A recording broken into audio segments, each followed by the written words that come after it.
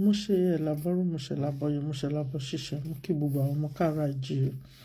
Òṣogbo atọ́ mojúbà Elédùmarè mojúbà kọ́dá ayé mojúbà ṣẹ̀dá ọ̀run mojúbà ọba tẹ́nilẹ́gẹ́lẹ́gẹ́ foríṣàgbèjì omi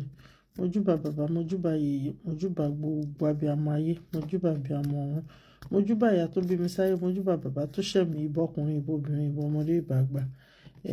kí bá mi kó ṣẹlẹ̀ ní kí n má tẹnu gbó bí ọwọ́ mojúbà gbogbo àwọn orúnmọlẹ̀ wa tá à ń péjúbọ ìyá nífà babaláwo ìyá lórìṣà bàbá lórìṣà kí bá mi kó ṣẹ mojúbà gbogbo akọni nífà pátápátá kí bá mi kó ṣẹlẹ̀ ní mojúbà gbogbo jáwéjágbó kí bá mi kó ṣẹ nǹkan tí mo mú wá fún wa ní èní òun ni product àwọn ọmọ káàárọ̀ oòjíire kí là ń pè ní product àwọn nǹkan tá à ń ṣe tó ń wà fún gẹ́gẹ́ bí ètò ọrọ̀ ajé wa ní ilẹ̀ káàárọ̀ oòjíire òun là ń pè ní product bí irú nísìnyí nílẹ̀ káàárọ̀ oòjíire wọ́n mọ̀ wá sí pé ilẹ̀ káàárọ̀ oòjíire náà ti ń ṣaṣọ òkè ilẹ̀ káàárọ̀ oòjíire náà ti ń ṣe kàmpálà ọ̀pọ̀lọpọ̀ nǹkan ló yẹ ká máa ṣe kó máa kọ made in Yorùbá land a ní ọmọ káàárọ̀ oòjíire tó ń ṣe amọ̀ tank ó yẹ kó máa kọ made in Yorùbá land sí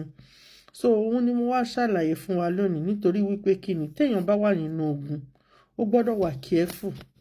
kí ni àwọn careful téèyàn gbọ́dọ̀ wà careful fún tẹ́ bá ń jẹ oúnjẹ ọ̀tá yín ẹ̀ ń fi ara yín sínú ewu ni ìdí nìyẹn tí mo ṣe wá sọ̀rọ̀ wípé tá bá ń sọ̀rọ̀ nípa Yorùbá product à ń sọ̀rọ̀ nípa àwọn nǹkan tí wọ́n ṣe ní ilẹ̀ Yorùbá tó dẹ̀ wà fún àwọn ọmọ káàárọ̀ oòjíire bí irú ní France nsìn àwọn product kan wà made in France ni tẹ́ bá rà ẹ̀ ń boost economy wọn ni ó náwọn percentage tó máa fún yín ìgbà míì wọ́n á fún yín point tí point yẹn bá pé 100 wọ́n lè sọ dòwó wọ́n lè sọ di oríṣiríṣi nǹkan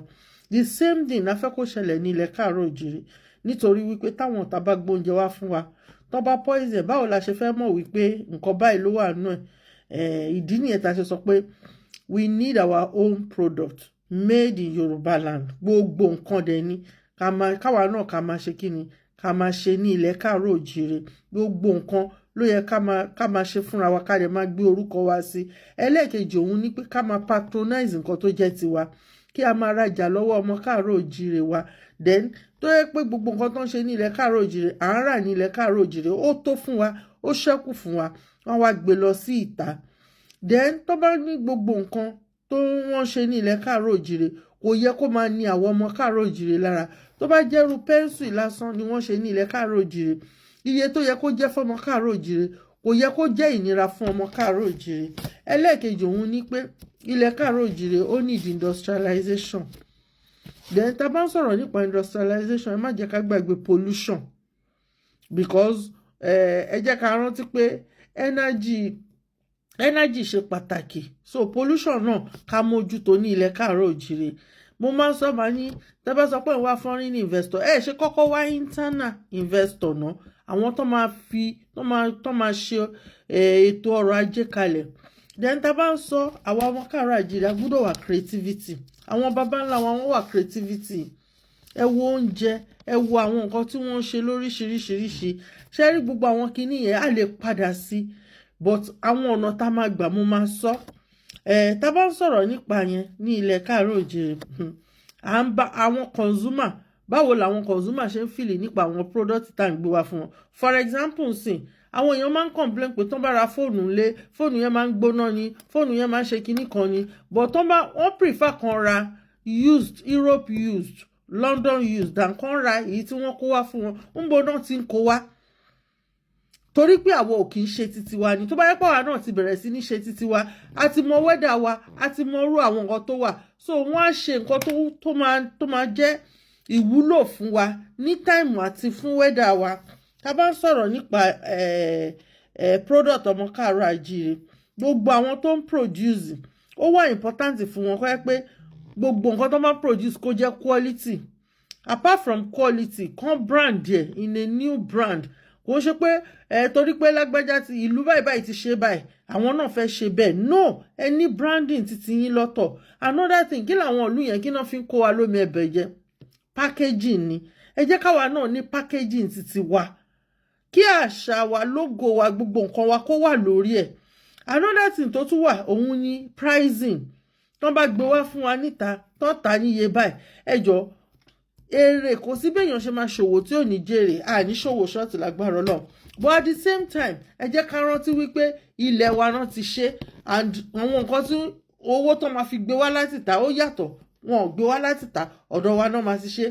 so kó rọrùn fún àwọn ọmọ káàárọ̀ àjíire ó ṣe kókó ó ṣe pàtàkì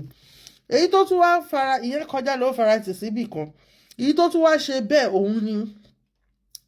àwọn orú nǹkan tá à ń ṣe kí ni nǹkan tá à ń ṣe ṣé à ṣe nǹkan nítorí pé for example mo ráwọn èèyàn tó ń wọ búùtù Nàìjíríà mo kàn máa ń rẹ́rìn ni nítorí àwa gan táwa ń bí èmi personally ẹ̀ mo máa ń sọ pé màá sọ fúnra mi ò like boot mi ì like ẹ̀ nítorí pé sometimes ó máa ń gbóná jù fún èmi ń tèmi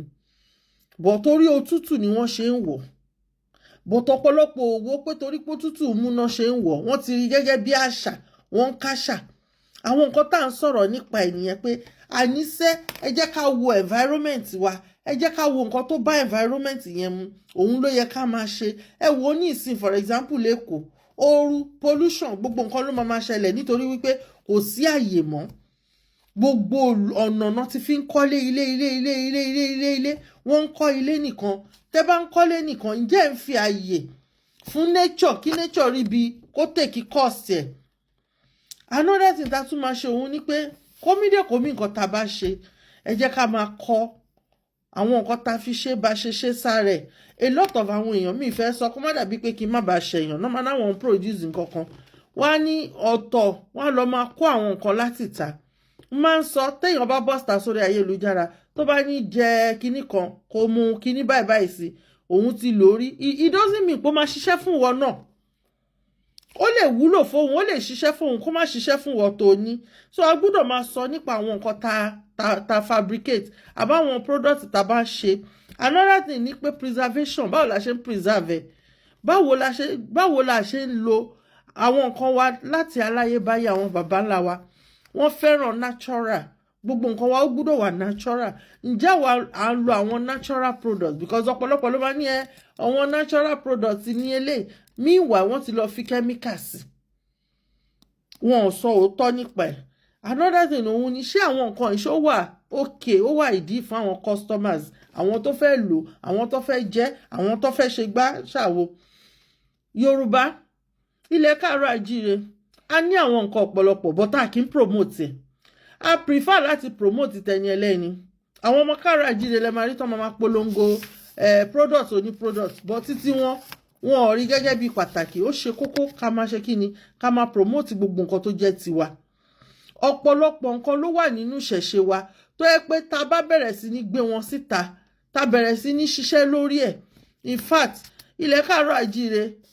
wọ́n á máa wá láti ta ni then ẹ jẹ́ ká avoid generic kí ló ń pè ní generic òun ni pé a ti ṣe nǹkan tó dáa